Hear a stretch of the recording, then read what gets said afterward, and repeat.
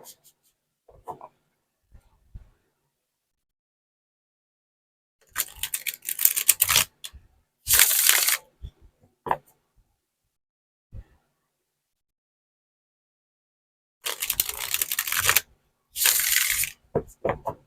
at this.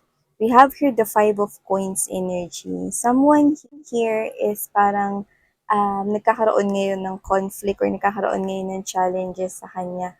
No, pwedeng this person here is actually is this one? Materialistic. Puwedeng pagdating sa pera 'no, ginagastos niya ito sa kanyang mga pansariling luho, mga gusto, 'yan 'no. Puwedeng literal na makeups or yung iba 'no, doesn't have to be because we do not have any gender here. So if this is a boy or a girl, it doesn't matter, or LGBT, you're all welcome here as well. Basta, okay, as what I'm getting from here, you could be dealing here with someone 'no, na gastadora or gastador at hindi niya rito maiwasan yung luho niya, especially kung ito ay naka-sale. Parang nagpapanik-buying siya. Doesn't have to be na parang lagi niya 'tong ginagawa, pero mas inuuna niya, nakukuha ko, yung mga material na bagay 'no, kaysa sa mas importante, okay? This person is prioritizing the things that he or she wants than the things that he or she actually needs. Oh, so let's see.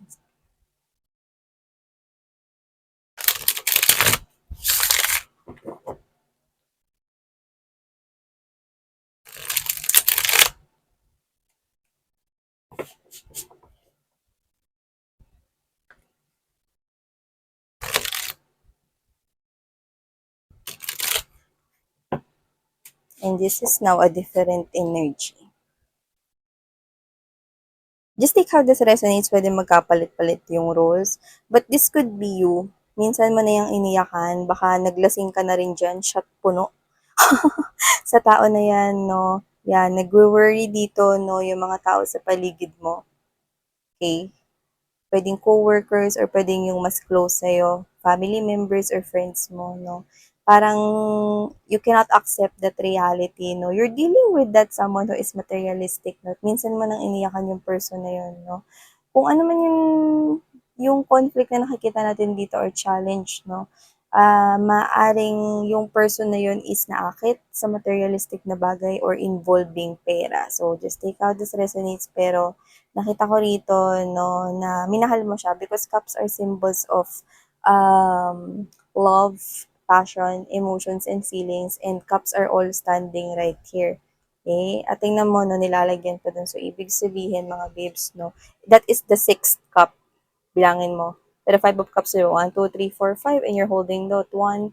See? Ibig sabihin, okay, sobrang minahal mo yan ng sobra-sobra. To the point na hindi mo siya agad-agad nakalimutan yung mga memories na ika-sixth cup, no?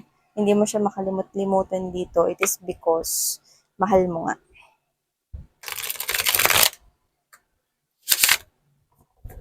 Yan. Tingnan natin ano ba nangyayari rito.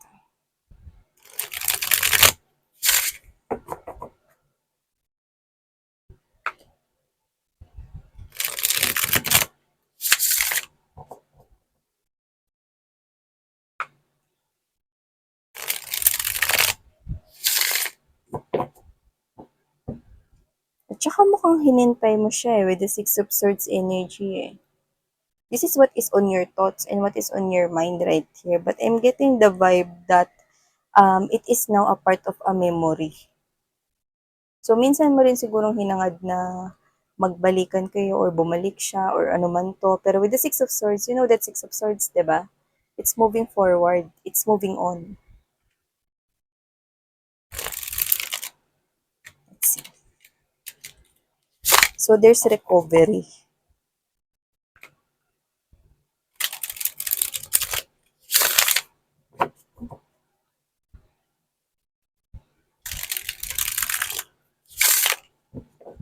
Okay. Let's go ahead and check out ano ang situation for this collective daily reading of yours.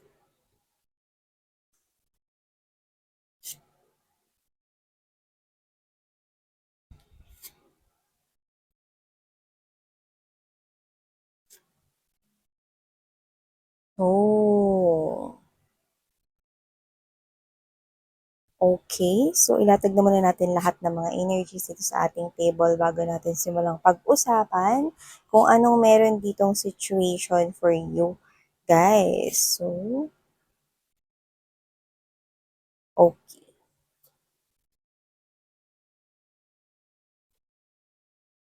Good. Hmm.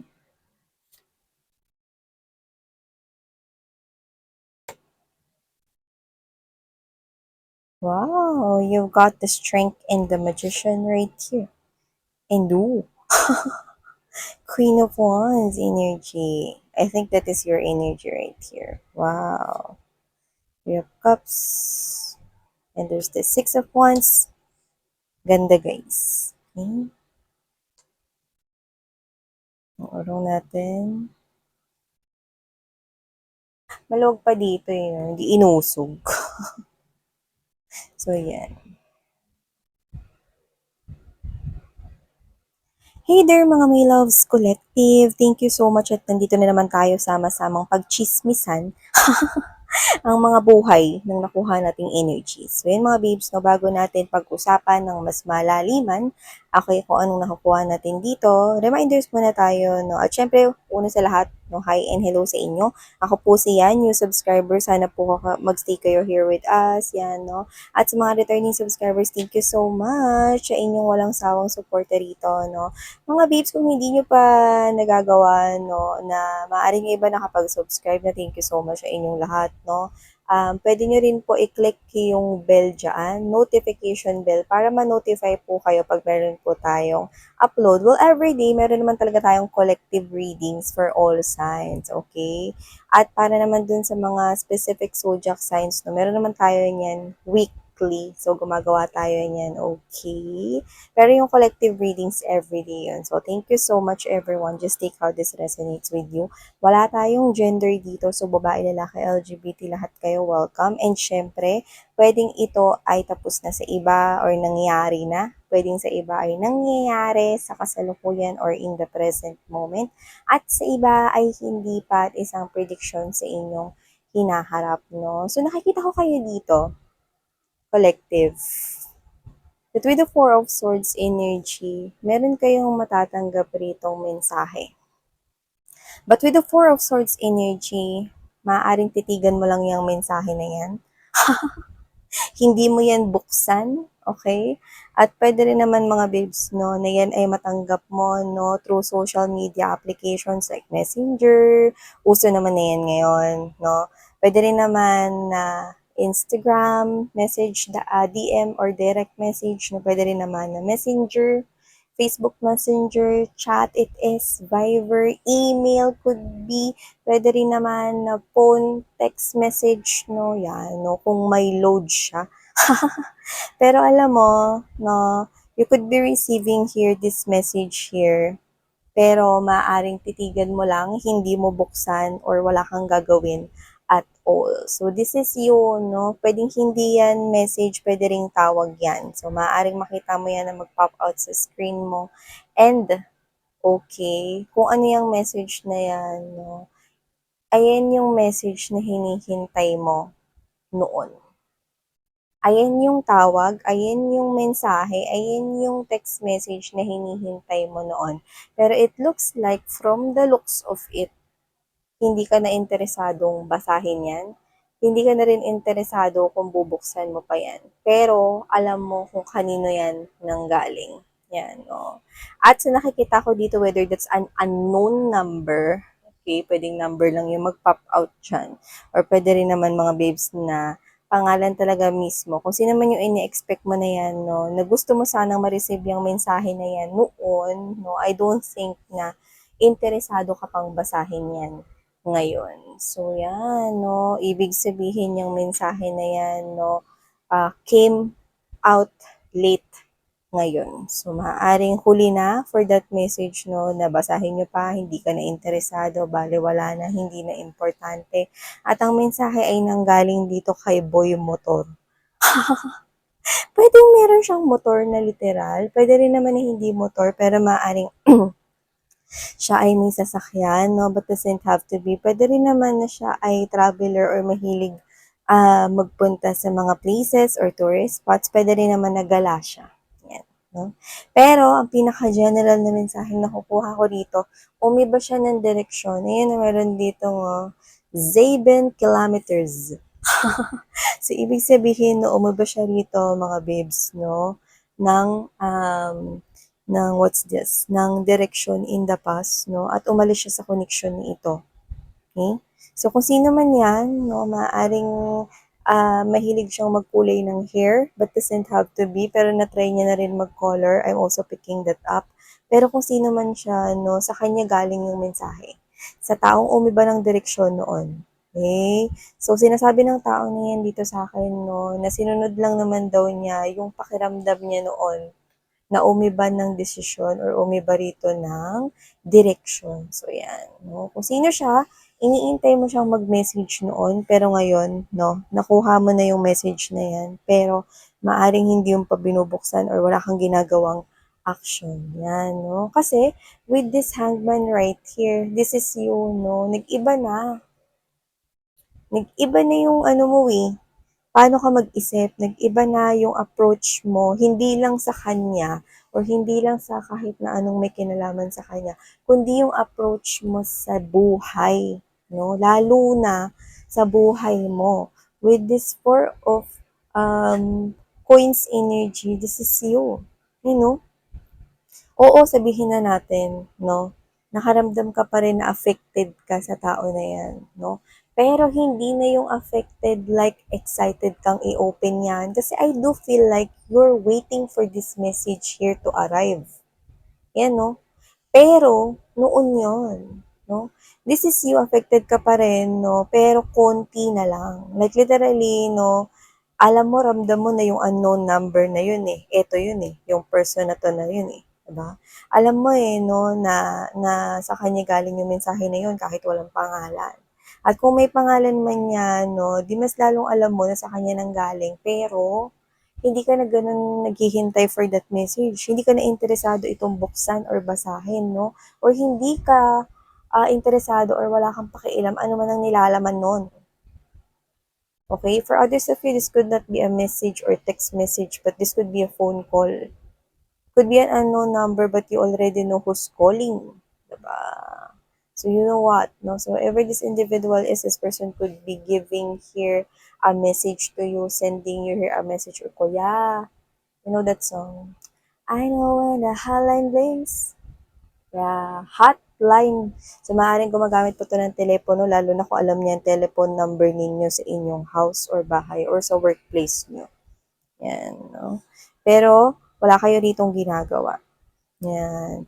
And with this, Four of Wands energy, you could be seeing a lot of 444, which is I do feel like na kayo ito, no, na working kayo on your stability. Doon kayo nag-i-invest kayo ng oras at panahon ninyo, no, doon um, sa bagay na stable, permanente, nagsistay, yung worth it na bigyan ng oras at panahon. Yan, no? Kasi iba iba na mga babes, no? Lalo na kung ex nyo yan. With the Ten of Swords energy, yeah, possible na may betrayal rito kasi umalis siya eh. Yan, no? Pero, this time, ayaw mo na matalo rito. Nakita mo yung checkerboard dyan. Yan, no? That checkerboard, no, is like a chess. And chess is a game. And this time, ayaw mo na ikaw yung mapaglaruan. No? This is you. You are now controlling the game. Okay? Umikot na yung mesa. Okay? Umikot na rito yung mundo. Okay? Yung sitwasyon ay nag-iba na. So, possible na high chance kadil mo dito is yung ex mo yan. Kung sino man niyang umiba ng direksyon dahil sinunod niya lang daw, no, ang kanya rito pakiramdam noon. No? Kung sino man yan, yan, no. Doesn't have to be na may chandelier kayo sa bahay. But could be, pero in general, nakikita ko rito, no, na, yan, no. See? may ilaw dito, no? It's like nagising na kayo dito. It's like nagkaroon kayo ng ibang perspective, perception with the hangman right here, no? Especially kung ex itong kadil ninyo. Parang kayo to, no? Na kung ex ko lang rin naman ang makakatuluyan ko, di iba na lang. With the Hierophant right here, this is you. Yan, no? Iba na yung tingin mo rito sa love. Iba na yung approach mo rito sa love. At hindi lang sa love, kundi sa iyong life in general. This is you, no? Kung yung ex ko lang rin naman to, wag na lang. Yan. No?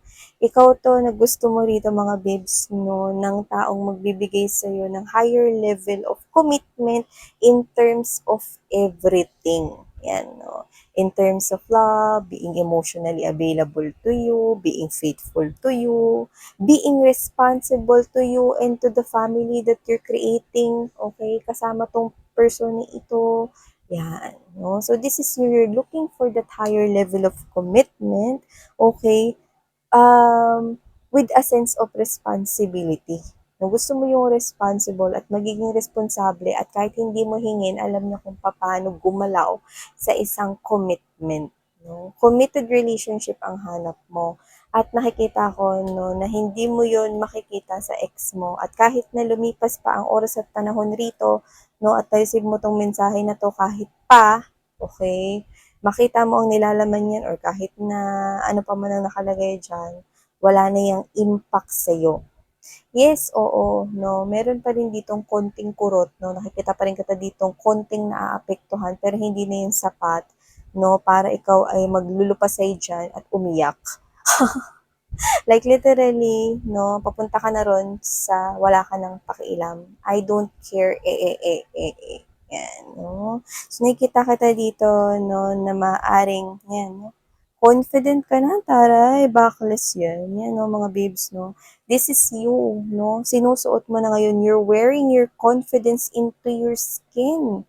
Look at you. You're standing with poise. Your chin is up and you're looking gorgeous. You look so handsome. You look so stunning. You look so confident. It's like this is you. Who you? This is you with confidence right here. And hindi na ako nagulat nung lumabas tong Queen of Wands, no? Kasi this Queen of Wands, no, pag nabasa mo in the future, pagka sinubukan mo lang na i-open ito, tong mensahe na ito, this is what you're gonna say. Maaring hindi yan yung direkte mong sabihin, pero tingnan mo, ang nasa isipan mo, ang boring. See? This person here will find ways like BDO. Di pa ko endorser ng BDO, mga babes. This person will find ways, no? Kung hindi ka niya makontak through email, kung hindi ka niya makontak through phone call or through mobile phone na tawag, no? This person could be sending you a fax message or kung may fax siya, no? Or kung meron siya rito, what's this? Post mail, no? Sulat, yan. This person could be sending you sulat right here. At whatever this person gagawin, no, whether ano man yung paraan na gamitin niya upang ipadala tong mensahe na to sa iyo, whether through a friend or siya na lang mismo yung gagawa, no, nakikita ko dito that you will find it boring na. Yan, no? Boring, see? Boring na para sa'yo kasi wala na eh. Okay? It's not funny. Kasi for you, hindi nakakatawa yung ginawa niya sa'yo. Okay? At nakikita ko nakaka-move on ka na doon, gumagaling ka na doon. Okay? And now you want to play, okay, the game, pero you will not let yourself get played to this. Okay? Hindi ka nakikitang gumaganti or nagre-revenge ha. Okay? Ang nakikita ko dito, okay, wala ka ditong gagawin. At the end of the day, okay, nakikita ka tang nagfo-focus rito eh. With the Three of Wands energy right here. Ayan, may progress ka dito. Tinan mo, project progress. May progress na nangyayari sa buhay mo. And you're putting in a lot of effort here. And you're together here with the people, no? With the connections, pwede mga katrabaho, tumutulong sa'yo na mag-grow, yan, no? Mas focus ka dun sa stability. Mas focus ka dun sa permanency, no? Mas focus ka rin sa family, no? Mas focus ka rito sa life mo moving forward, no? Yung bagong life's journey mo. Yun na nakikita ko rito. No, see, and with the Magician, nag-i-enjoy ka niya sa mga nangyayari sa'yo ngayon. Ayan, no, live, oh. Kata mo yan, live. Yan, no? Live mga babes, no? Wherein you are enjoying, no? Your smile is kumpleto rito, no? At tingnan mo yung nasa headset mo, it's the infinity sign, it's the infinity symbol. So, definitely, oh, with the Leo, okay, doesn't have to be that you're dealing with the Leo, pero ito, punong-puno na yung strength mo, punong-puno na yung tapang mo rito, no? At alam naman natin na dun sa classic tarot, merong infinity symbol sa ibabaw ng angel doon, 'di ba? Sa classic tarot. So, ibig sabihin, infinity sign in here, nakikita ko, no, na mas masaya ka na sa mga nangyayari sa buhay mo ngayon. Mas excited ka na sa nangyayari ngayon sa buhay mo. No? So, para hindi ka na bumalik dito sa nakaraan. No? Parang, what's the point? Ba't ako babalik dyan? Una sa lahat, ayoko nang bumalik dyan. Pangalawa, masaya na ako sa nangyayari sa buhay ko ngayon. Yan, see? Masaya ka na ngayon sa nangyayari sa buhay mo ngayon. Yung iba, may tinitingnan na kayo rito, no, na potential lover, or yung iba, meron na rin kayong kakunik. Yun na nakikita ko rito. So, you find your ex boring. Isipin mo naman yan, no, sa lahat ng sunflower na ilalagay sa base, no, ito pinakamalaking sunflower dito. So whatever the case may be, this is you. You're standing out na ngayon. Your energy is standing out from the crowd. At meron ka rito klase ng energy, no, na makaka-intimidate, especially sa ex mo. Tingnan mo. Look at your aura. Okay? Parang ang tapang-tapang mong lakas-lakas mo. No, see?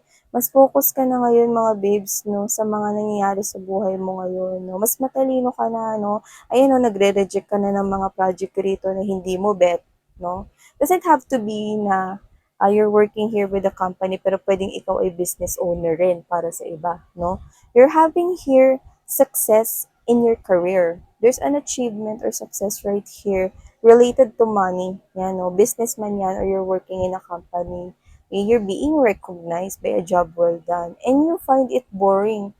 And this one, ang tingin mo sa kanya rito, para na ngayon ang tingin mo rito sa ex mo na yan.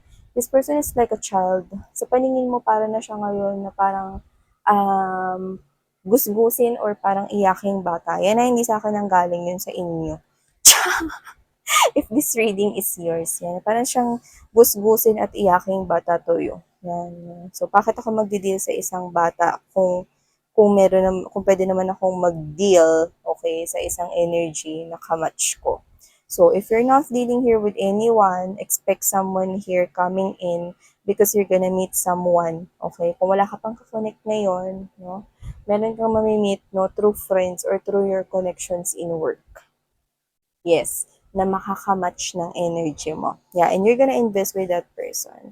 Maybe you love plants, but doesn't have to be, but you're enjoying whatever it is that is happening in your life. Nag-grow yung finances mo eh. And it will soon grow pa more. Yun ang kuha ko rito. With the Six of Wands energy right here, okay, ang isang clue na nakukuha ko na makakadil mo is someone here na ma-appeal din sa iba just like you. Okay? So, maaaring yan ay meron din social media kung saan maraming followers na nakukuha ko dito na dahil din sa kanyang fest. No, dahil yan sa kanya. Oo, given by the fact na yung aura niya, no, is malakas yung appeal or what, no, pero yung mukha niya talaga maganda or gwapo siya. Yan, no. May not be applicable to all of you, pero yung iba pwedeng malakas talaga yung appeal. Yan, no. Maaring ang clue na ito ay nakukuha ko no, for specific viewers. Yan. Pero yun nga, no, just take how this resonates. Pero kung sino siya, nakikita ko rito na pwede rin siyang influencer or social media babe. Yan, no, parang ganun, no? So, whatever the case may be, in general, kung sino yung paparating sa buhay mo, no? This person is the same as your energy. This person is also having success in his or her life like you do. Yes. So, yan na nakukuha nating mensahe for you. Nun, taray dito, no? Parang, ang boring na ng ex ko. True.